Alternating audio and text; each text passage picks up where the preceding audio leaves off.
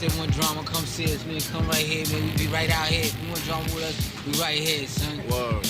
QB, Never baby. stop. The war's on 24/7.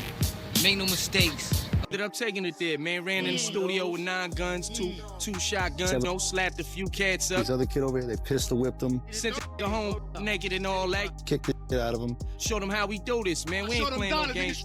Mobb Deep was never shy about beefs. They had a whole resume full of them. They'd drop brutal bars, call out their rivals in public, and leave them embarrassed with no remorse. But one dude didn't care about that rap game back and forth. True Life. He treated me like I was some funny style nigga. I tried to holler, he played games. So I had to wake him up, let him know what I was about, you know what I mean? He wasn't here for lyrical wars or clever punchlines. He was here for real smoke. So when his world collided with Mobb Deep's, it got ugly fast, like real fast. This clash was bound to explode sooner or later. Mobb Deep and True Life came from opposite sides of the same city. Two totally different kinds of power. Mobb Deep had the weight of respect, street legend status, and years of credibility in New York's rap game. True Life, he was the wild newcomer, unpredictable, dangerous, and ready to test anyone claiming to be real. When they finally crossed paths, it was old school street royalty facing off with a fearless up-and-comer, and neither side was backing down. Mobb Deep, the iconic duo of Prodigy and Havoc, were straight pillars of 90s New York hip-hop. They helped build the gritty sound that defined the city, that raw, no-filter energy that spoke for the blocks. Prodigy, born Albert Johnson, and Havoc, real name K-Juan Machita, came together as Mobb Deep in 1990, repping Queens to the fullest. But their story didn't actually start there. It began at the Manhattan High School of Art and Design. They met as teens, both around 15, in a school that wasn't your regular spot. You needed talent to even walk in. Havoc joined in 1888. You know, I met him through a mutual friend in high school. You know what I mean? I got to the high school before him, the High School of Art and Design in Manhattan. You know what I mean? Then my junior year, he came in. And not long after, Prodigy followed, setting the stage for hip-hop history to unfold. Before they became the legendary Mobb Deep, they called themselves Poetical Prophets. Two young, hungry teens, short in height but heavy with ambition, spitting raw verses about the chaos they saw every day. They rapped about survival, smoke-filled nights, and the cold reality of the streets. What they lacked in size, they made up for with straight grind and unshakable hunger. These two weren't waiting on luck or a big break. They were out there chasing it down themselves. Their come up was pure hustle. They made their own demo tapes and hit the pavement, showing up outside the record labels they saw printed on the back of rap CDs. Imagine them standing out front of Def Jam or Loud Records, praying someone from inside would stop and listen. One day, that persistence finally paid off. Q-Tip, man, like brought us into the Def Jam office and started introducing us to people, and that's when we started going to a lot of industry functions, a lot of parties and meeting other people. While they were waiting outside Def Jam's building, Q-Tip from A Tribe Called Quest happened to walk by. And unlike everyone else, he actually stopped. He listened, felt the hunger in their bars, and decided to take them inside. Q-Tip introduced them to the right people and cracked open doors that had always been closed. He became a mentor and even helped them shape their classic breakthrough album, The Infamous, the record that defined that grimy, haunting New York sound. But what truly gave Mobb Deep their edge wasn't just the production, it was their roots. Queensbridge houses, the biggest housing project in America, was their DNA. The opportunity was there because my father was a DJ, you know what I mean? So he used to have a lot of old records around, you know, laying around. And then when I met Prodigy, you know what I'm saying? His grandfather was a jazz musician. That place had its own rules, slang, and tension. It was like a city inside a city. Havoc came straight out of there, raised on chaos and rhythm. His father, once an artist and DJ, left behind a crate of records when he walked out, and Havoc flipped that pain into purpose. He chopped those same records, layering them into dark, gritty beats that became Mobb Deep's unmistakable sound. Mobb Deep's lyrics didn't just talk about the streets, they painted them. Every bar was like a snapshot of fear, loyalty, and pure survival. Prodigy had this rare power in his pen. His first few words could pull you right into that world like a movie scene. His opening lines hit hard, the kind that made you stop mid-conversation just to catch every word. And them too, because they've been talking a lot of shit. I got them. I got songs to them. I got this song called When We Ride on Our Enemies. You barely living. Don't you got sickle cell? See me have a seizure on stage. You ain't living well. Hell, how many want to be involved? See, I was only talking to Biggie, but I'll kill all of y'all. And beyond the beats, Prodigy never filtered his truth. He spoke straight from the gut. That raw honesty gave Mobb Deep their edge, but it also sparked plenty of trouble. Their image was built around being unbreakable, two street soldiers always ready for war. Every move they made screamed confidence, fearlessness, and zero tolerance for disrespect. That energy carried them through tense moments with hip-hop giants like Tupac and Jay-Z. But that same pride had a downside. It made them think nobody could touch them. They started believing their legend was a shield, but that illusion shattered fast when they crossed paths with True Life, a Harlem rapper who didn't care about names, fame, or history. He wasn't starstruck, he was ready. True Life, born Roberto Guzman Rosado Jr. on March 19, 1976, came out the Lower East Side of Manhattan, one of the most unpredictable and dangerous corners of New York City. He was raised in the Smith Houses projects, where survival wasn't just a mindset, it was a requirement.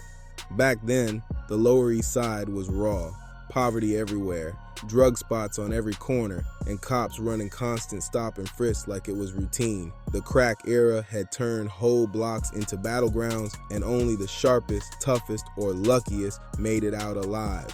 Out of all that madness in the Lower East Side, True Life still stood out.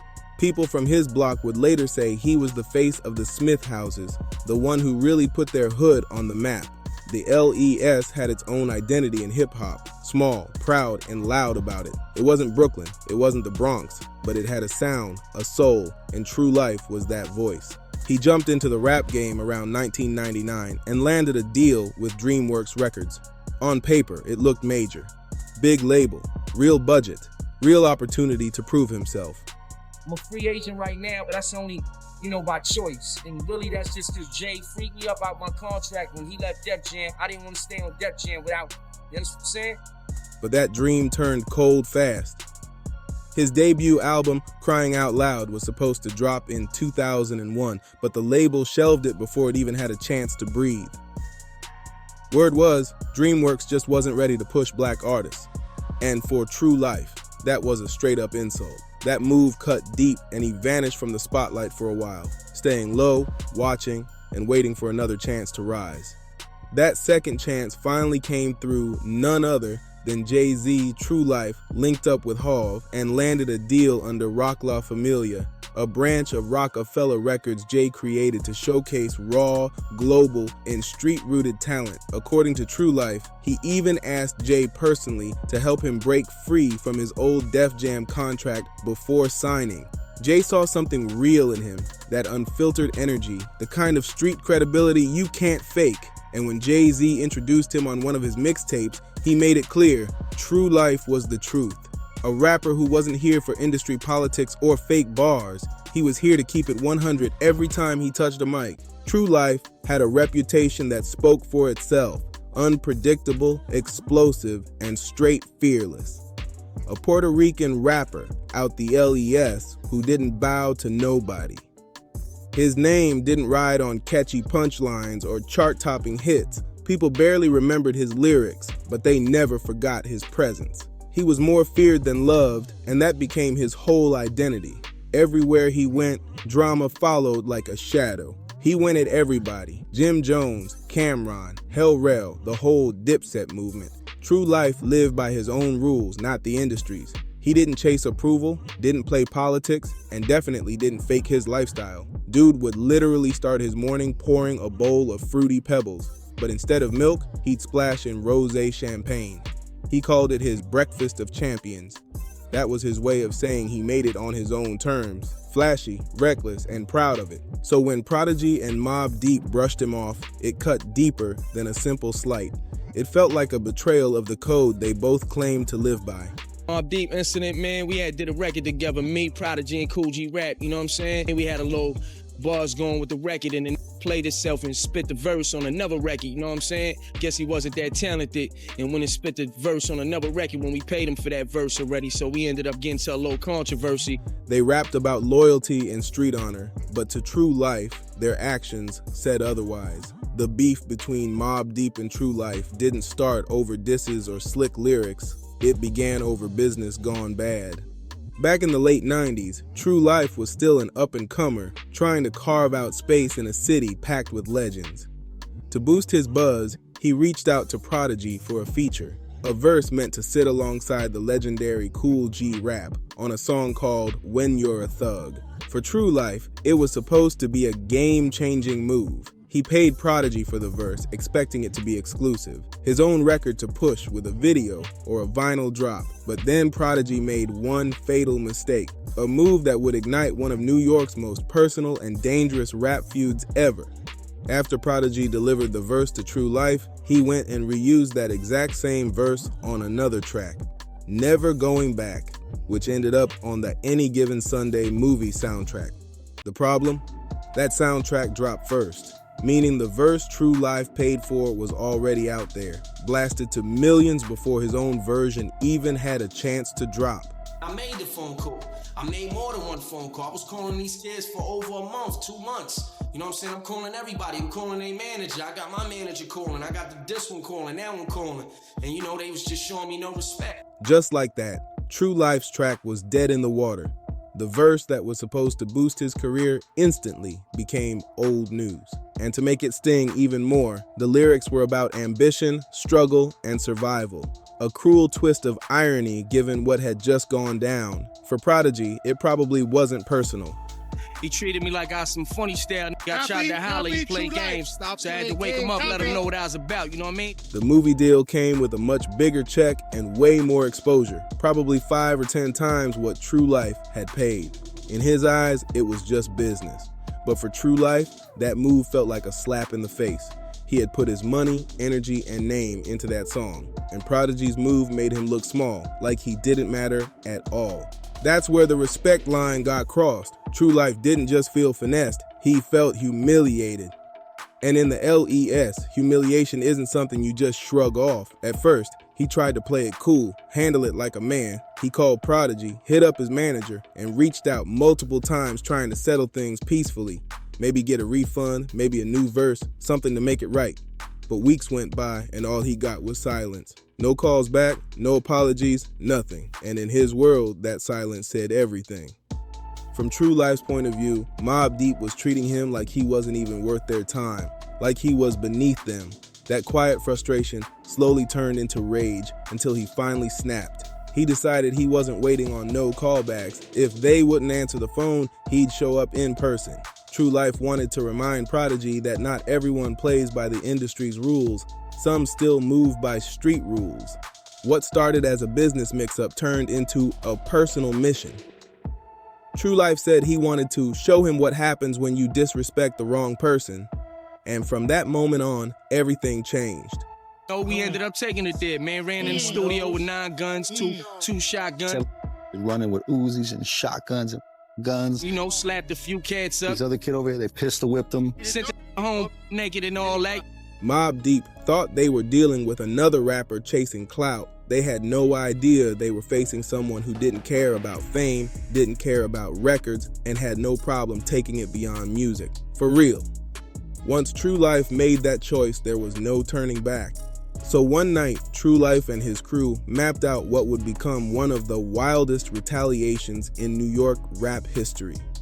They decided to strike Mobb Deep where it would hurt most. Not on stage, not in a diss track, but right at their spot. The target, Mobb Deep's Manhattan recording studio, a well-known hangout where their team usually kicked it. True Life gathered his people, locked in, and prepared for action, not bluffing. According to True Life's own account, his crew rolled in deep and fully loaded.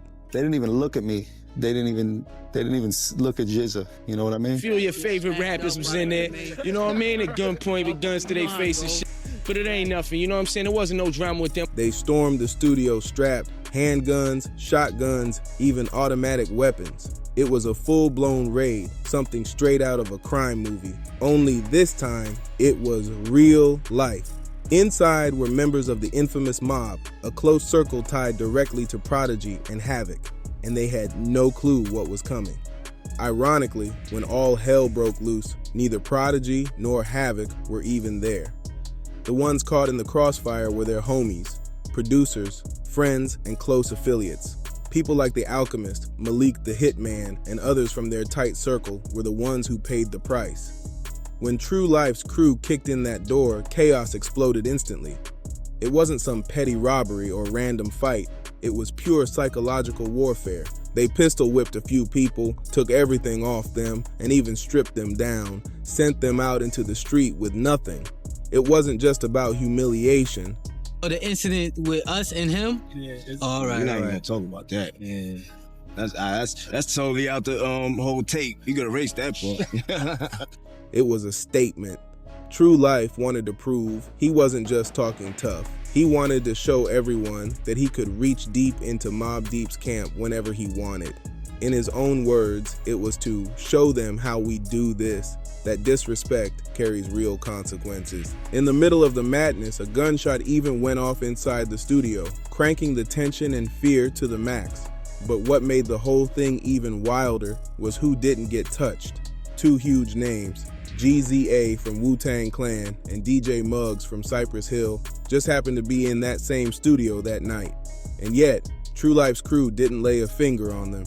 They made it clear. This wasn't random chaos, this was surgical. They came for specific people with a specific purpose. GZA and Muggs walked out untouched, though Muggs later tried to brush off what happened, clearly uneasy when asked about it.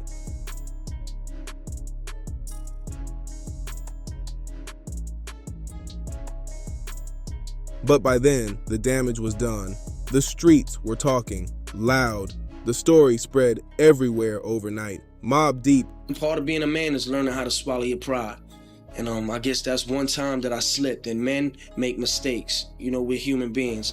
And I slipped and I made a mistake, and I didn't swallow my pride that time. My pride got to me, and it was too big. I kind of almost choked on it. The same duo known for rapping about blood, danger, and street warfare had just been hit with real-life violence. It wasn't on wax this time. It was for real. Mobb Deep's crew had been humiliated in the worst way possible, stripped of everything physically and mentally. It was the kind of blow that could shake even the hardest reputations. For Mobb Deep, the aftermath was messy and painful. They didn't want to fuel the fire or give True Life any more spotlight, so they stayed quiet, deadly quiet. When the topic came up in interviews and later in the Beef documentary, Prodigy refused to talk about it. He brushed it off completely, even saying that part of the tape should be deleted. That silence became their shield. By ignoring it, they hoped to strip the moment of its power, refusing to acknowledge True Life's street win or give him any satisfaction. But behind closed doors, that silence couldn't hide the sting. Even though neither Prodigy nor Havoc had been in the studio that night, they felt the weight of what happened.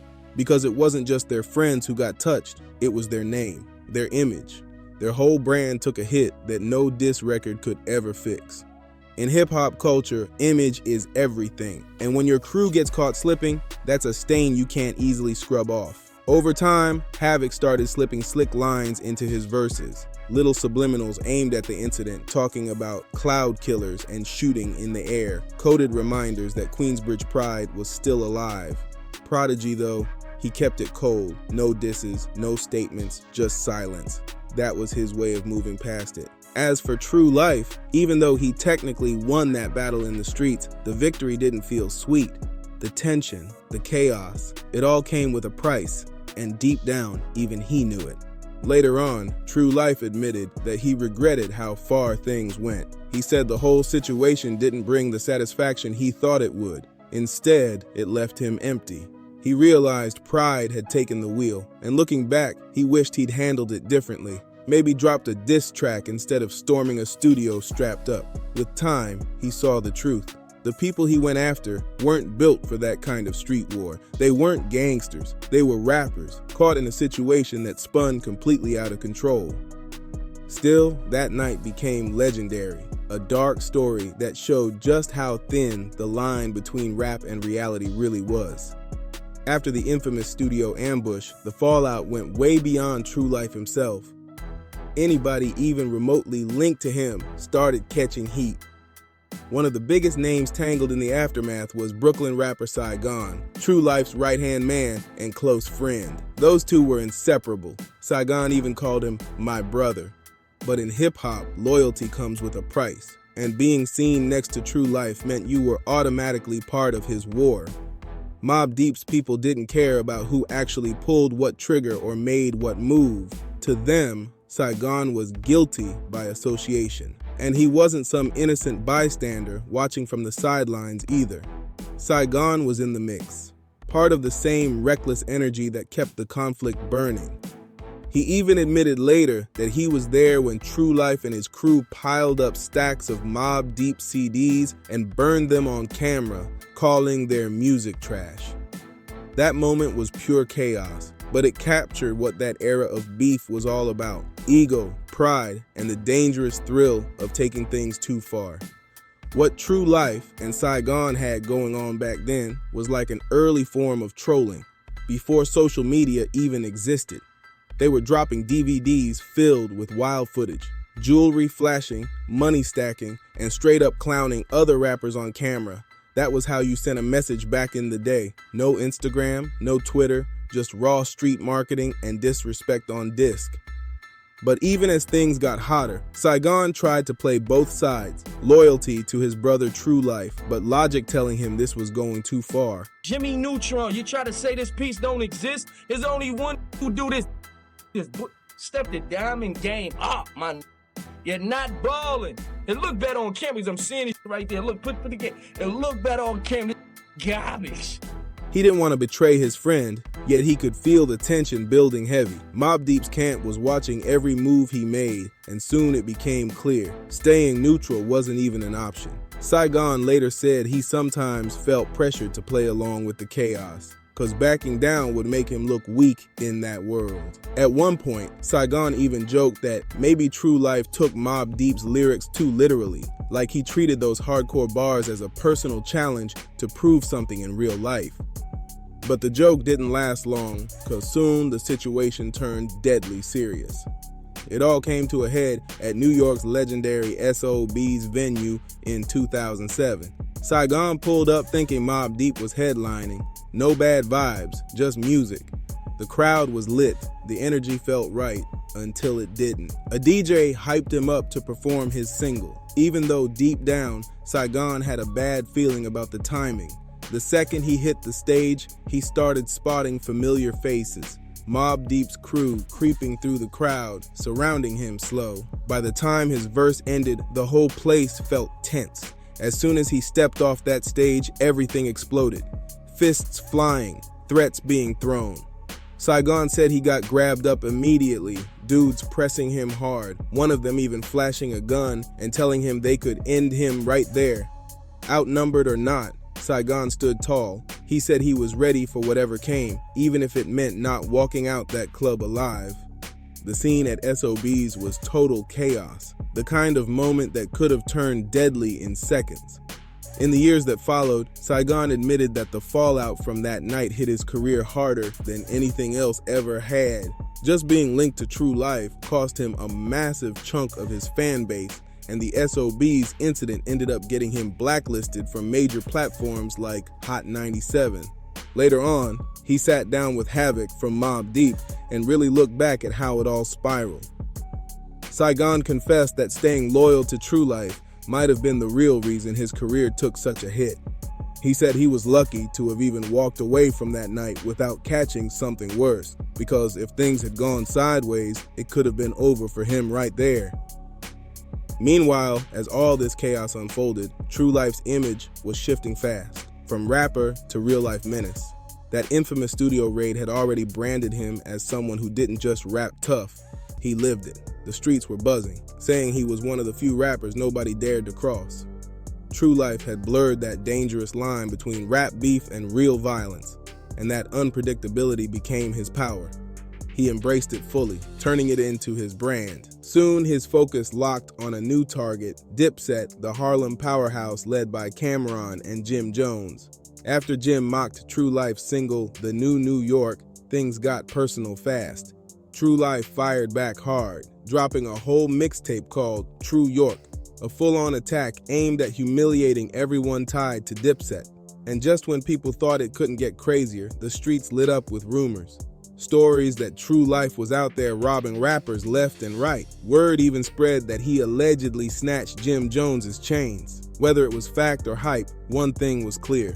True Life had become the most unpredictable figure in New York hip-hop, and nobody knew what he'd do next. True Life's legend only grew wilder as the story spread. People said he chased Juelz Santana through the city, even claimed he slapped Cameron. And at that point, whether it was all true didn't even matter. His rep for violating rappers every month became part of his myth. True Life had taken trolling to a level nobody in hip-hop had ever seen. He dropped an image of Jim Jones wearing a Borat-style mankini just to humiliate him publicly. Pure disrespect on full display.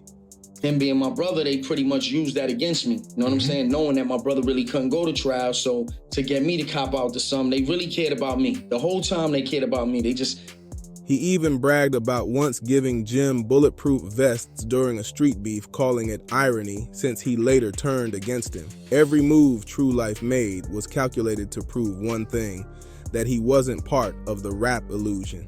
He was a real street dude in a world full of actors pretending to be tough. And the crazy part? He made it look glamorous. True Life carried himself with this over-the-top swagger that fans couldn't look away from.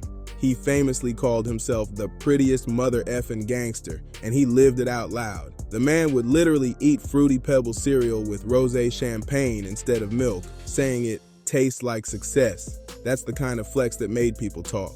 So when Jay-Z's Rock La Familia label signed him, it looked like True Life was finally about to level up, from a feared street figure to a certified rap star. But behind the scenes, things were messy. Insiders whispered that Jay didn't sign him just for his bars, but because he needed a soldier, someone bold enough to take shots at Dipset during their Harlem feud. True Life's music career was always tangled up with violence. That's what made him exciting and dangerous at the same time. So even with all the fame, the deal didn't last long. His name stayed hot, but not for the right reasons. In the end, True Life's legacy wasn't built on hits, it was built on chaos. He was one of the last rappers who actually lived the street life he rapped about, for better or worse. But that realness came with consequences. The same wild energy that made him untouchable also became his curse. The streets that once crowned him eventually came to collect, leaving True Life trapped between fame, loyalty, and the brutal reality of the world he came from. And by June 2009, that reality caught up fast. True Life's story took a dark, devastating turn that changed everything. What started as just another heated night out in a midtown Manhattan nightclub turned into a tragedy no one saw coming. True Life and his older brother, Marcus Rosado, were out when a simple argument spiraled out of control. The kind of moment that goes from words to chaos in seconds. It just showed me he was a good person too.